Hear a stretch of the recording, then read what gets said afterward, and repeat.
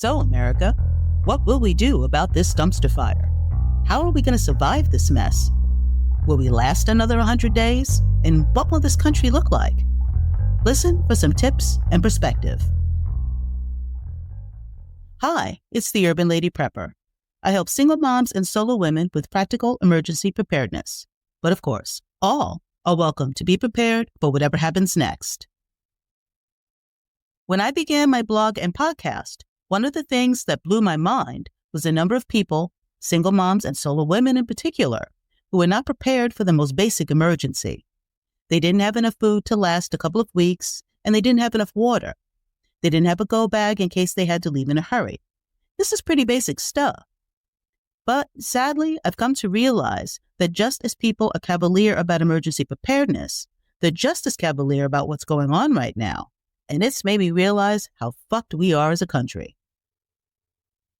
The same folks who said that it didn't matter who won and are not paying attention are not going to know what hit them, especially if they're women. They can't fight back against what they didn't bother to pay attention to.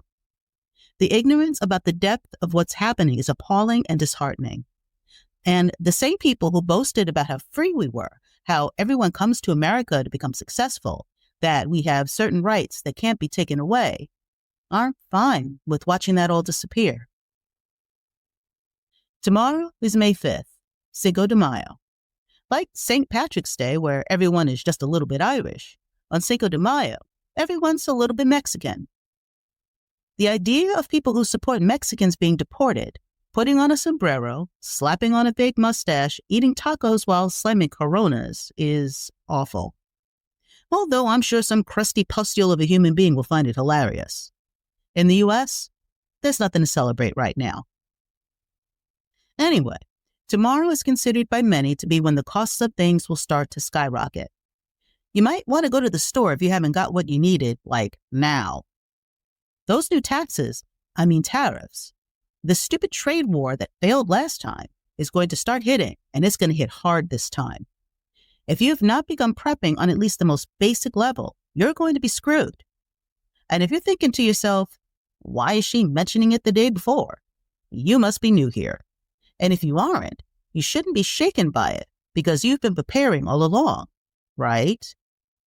I provided a list back in December that you needed to get certain items, but here are the most crucial ones and a couple of extra suggestions. Get water. Bottled water is one of the first things to disappear in a panic. Canned goods. While we grow a lot of vegetables domestically, a lot of the aluminum we use for the cans we put them in will get a lot more expensive, adding to the cost. Stock up now. Coffee. And don't think you're beating the system by getting French or Italian coffee because they get their coffee from the same places. They don't grow coffee either. Even if they did, there would be tariffs on those countries too. Stockpile what you can now. Cooking oil. They've been increasing in price and we do import a lot of it. These might get scarce, so you might want to grab extra bottles now. Chocolate. Sugar. Get as much as you can. Flour and yeast. Remember when flour was hard to find during the pandemic? That was because the supply chain issues kept replenishments from coming. Also, people started to bake more at home and yeast was tough to find too. You do have to store flour carefully to keep it fresh and bug-free. You can freeze yeast to make it last longer. I believe that supply chain issues may become an issue again, and as people try to save money, they will go back to baking and making bread again. Tip: if you need a place to store your extra loose foods and grains like flour and sugar, local food businesses, such as your local bakery or coffee shop, may have food-safe buckets available for free or just for a few bucks. Ask. If you get some, be sure to clean thoroughly, dry completely, put in oxygen absorbers, then seal and store securely to keep air out in a dark, cool place. Clothing and shoes. We import so much of this. If the kids need new clothes or shoes, don't wait. Get them ASAP. Rice. We do grow a lot domestically, but rice still disappears from the stores during a panic, and the prices will continue to go up. Pasta. You can find pasta such as elbow macaroni and soup noodles in small bags for around 50 cents. If you're short on funds, grab a bunch of those.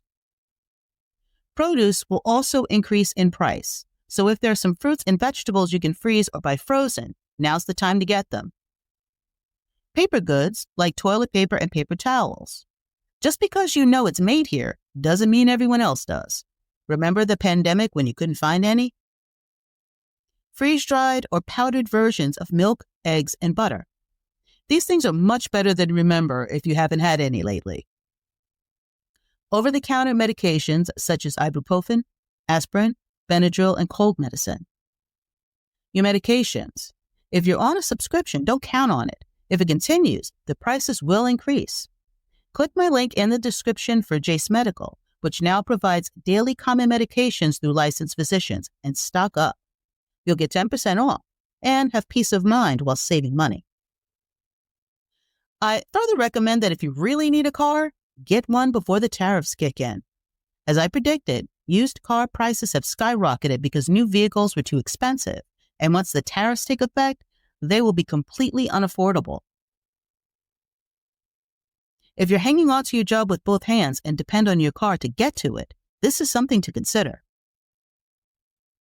If you're going to say that you're fine with what this administration is doing, I have to assume that you're rich, completely healthy, and will never get sick, have already finished your education, no longer can have children, your children are grown, you believe you are self-sufficient enough to survive whatever, and you were never a veteran. Or the truth is that you honestly didn't care as long as you weren't affected. It was all good as long as you didn't feel any pain and could sit back and watch the others suffer. But now we're all about to suffer, and a lot of y'all are feeling it too. Sadly, too many people are so willingly ignorant of the rights and laws being rolled back, the rule of law being ignored, and the rights and privacy of citizens being violated. How states' rights really was BS, and we're becoming a police state fashioned after leaders we went to war to defeat. But I guess I shouldn't be shocked. Too many Christians, if they even read the Bible, tend to cherry pick what they like out of it, disregarding the other things that don't suit their lifestyle, and treat the Ten Commandments as options. So, if they're going to treat the book that supposedly dictates their lives and use it as an excuse to bully everyone else into submission, I shouldn't be shocked that they're good with the Constitution being used for toilet paper by a narcissistic felon with a daddy complex and dictator dreams. When martial law is enacted, and we're getting there, and he ignores the Second Amendment like anything else that impedes his rise to kingship, such as the Supreme Court, maybe that will be the catalyst. Maybe we need to get all the way there before the wool falls off. Maybe there will be something left of this country to salvage. He may be losing in court with all these crazy executive orders, but some of this will stick, especially since now he's using scare tactics like arresting federal judges, wanting to ship Americans to foreign prison camps. The blatant disregard is staggering, and if these dominoes keep falling, we're going to be one of those shithole countries he bragged we were better than. Racism, apathy, or ignorance of how things work got us here. If you're not one of the 1%, you mean nothing to them either. But you're not used to the pain that's happening and what's to come. The ones you wanted to watch suffer are. Sit with that. And when you stand up differently, because time is not on your side either. Wake up. Thanks for listening. Until next time, this is the Urban Lady Prepper signing off.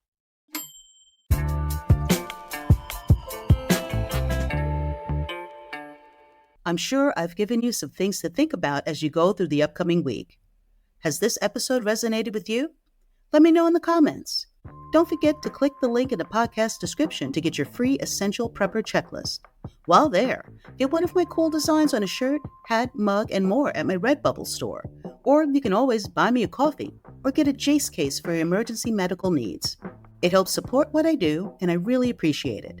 Join me on the socials, especially on YouTube, where I'll be uploading videos for my blogs from urbanladyprepper.com. I appreciate your time with me. Stay safe, stay sharp, and be ready.